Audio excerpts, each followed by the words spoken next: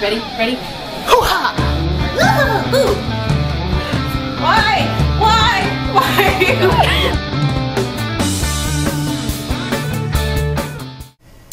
Hello! Back after a long break, and today I've decided to review the place I bought my car at, Pavilion Lincoln Mercury in Austin on Research Boulevard. Just so you have no doubts as to where I'm talking about. Do not buy a used car from Lincoln Pavilion. When I bought it, they told me the only thing that was wrong with it was it needed a new compressor for the AC. Okay.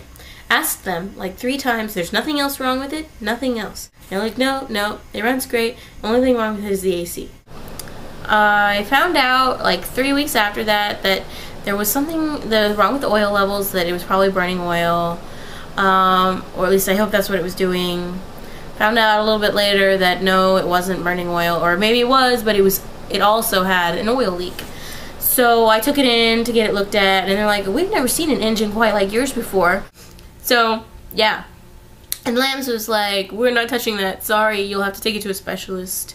I'm like, okay. So I drive back to Denton.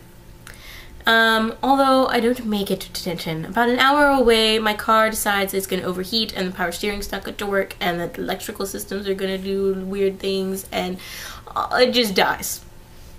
Okay, so we do all sorts of things, checking fluids and all this stuff, and the fan's not working, and we decide that it's a belt issue. And call the Lambs people to see if they maybe did something weird when they were looking at it, and they're like, no, we didn't touch it, we knew that we weren't qualified, we didn't touch it. Okay, call Pavilion Lincoln Mercury. And we're like, okay, when I bought this car, you told me the only thing that was wrong with it was the compressor. Now I find out that it has an oil leak, and now it's just had this belt issue. And I just had to get towed back to Denton, which cost a lot of money. The manager says, well, you should expect a car that old to have an oil leak. Why didn't you tell me anyway? And he's like, well, I mean, the car's 14 years old. You should just expect that it has to have an oil leak. And I'm like, so you just thought it wasn't worth mentioning? Okay, well, is there anything I can do to like take it in and make you get you to look at it? I had this problem taking it to a mechanic because there's this weird engine. He's like, well, we're not a Chevy dealership. We probably won't have the parts, but if you could take it in and we can look at it and maybe we can give you a discount. But we can't do anything about the belt issue because that happened after you bought it.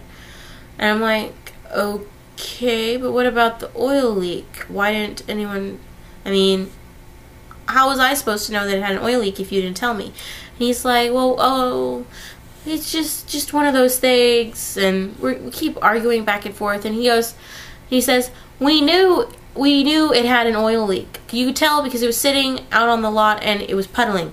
And I'm like, then why didn't anyone tell me? And he goes, just a minute, and he puts the phone down and he wanders off for a few minutes, and he comes back and he says, oh, by the way, we found an extra set of keys if you want to come in and get them. And totally changes the subject.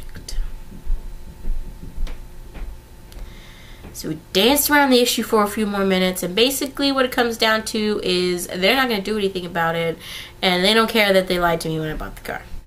So that is the saga of my car.